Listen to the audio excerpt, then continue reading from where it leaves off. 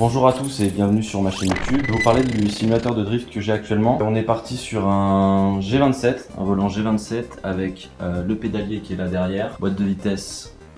Donc ça c'est Logitech qui produit ça.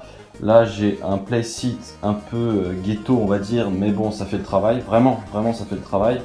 Donc avec peu de moyens on peut vraiment faire un truc pas mal. J'ai aussi l'Oculus Rift qui est là et j'ai mis une GoPro dessus pour pouvoir filmer mes mouvements de main. J'ai une autre caméra GoPro située ici pour qu'on puisse voir mon pédalier. Au niveau du budget, j'ai payé 300 € l'ensemble, siège, volant, boîte de vitesse et pédalier sur le bon coin. Ensuite, j'ai acheté un frein à main hydraulique en USB sur AliExpress. Ça, il m'a coûté 70 €. Donc en fait, c'est un frein à main hydraulique, mais qui est justement, il n'y a pas de mètre cylindre. Là, ils ont remplacé un potentiomètre avec pour envoyer justement l'information à l'ordinateur. Il y a mon chat là qui vient me casser les couilles. Et en gros, voilà, c'est transmis en mouvement analogique USB et en numérique sur l'ordinateur. Ok, ensuite l'Oculus Rift, ça vaut dans les 600 € je crois. Ensuite l'ordinateur que j'ai une tour que j'ai acheté à 430 € sur le bon coin, pareil. J'ai acheté un matériel d'occasion. Il y a 16 Go de RAM dessus avec une carte graphique 1060 Ti il me semble. De toute façon toute la configuration je vais la mettre. La télévision c'est une Samsung que j'avais payé 250 € il y a... je sais pas, c'était en 2013 je crois. Donc voilà, de toute façon la télé elle va pas trop nous servir, c'est vraiment quand je fais des soirées, bah, les gens ils peuvent regarder ce qui se passe dans la VR directement. Sinon quoi d'autre à dire, à l'installation, l'Oculus c'est vraiment simple et intuitif à installer. Faut juste mettre bien les capteurs là. De toute façon on n'a pas besoin des manettes, bon j'ai les manettes mais je m'en sers pas, parce qu'en fait quand on est dans la VR, je vais vous montrer ce qui se passe. Donc là en fait je vais prendre le casque comme ça, et là en fait voilà, là je bouge le casque, hop, voilà, tac.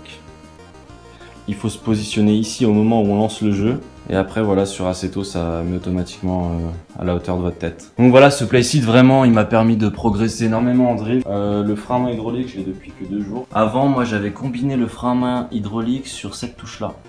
Parce que je vous explique, regardez. Voilà, là, on va s'installer dans le truc. En fait, quand on drift, on utilise souvent le frein à main. Et vu que j'avais pas fait de bidouille avec le clavier et un levier sur le clavier, comme des amis ont fait, bah j'ai mis le frein à main là. Et en fait, faut juste s'habituer à faire ça. Bon, maintenant, je l'ai mis ici, le frein à main. Donc, il est vraiment accessible. À savoir que quand on a la VR, on voit pas ce qu'il y a devant nous. Donc, il faut vraiment mémoriser en 3D où est situé le frein à main et où est situé le levier de vitesse. Le volant, de toute façon, on l'a toujours. Donc, ouais, en tout, il y a quand même pas mal de budget si vous voulez vous entraîner en drift. Moi personnellement je trouve que c'est un putain d'avantage parce qu'on peut pas consommer de pneus, on casse pas de boîte de vitesse, ni de pont de transmission, voilà, tout est préservé.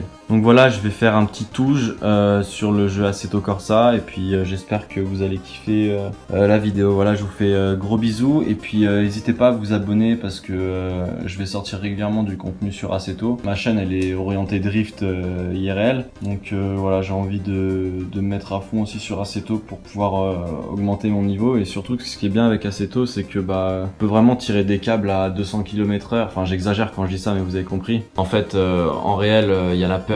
Et ça faut pas l'oublier, c'est que quand vous êtes sur un simulateur, vous n'êtes pas en réel quoi. Ça veut dire que vous pouvez oser faire des choses que vous oserez pas faire en vrai. Donc voilà. Donc là je vais commencer la vidéo en démo direct.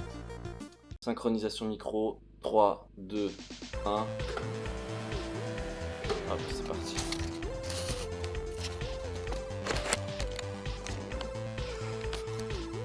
Ok, donc là on est sur un circuit de touche, donc togué comme ils disent les puristes. C'est que de la descente, donc ça s'appelle un Dragon Range Downhill. Je vous mettrai le lien en description du circuit.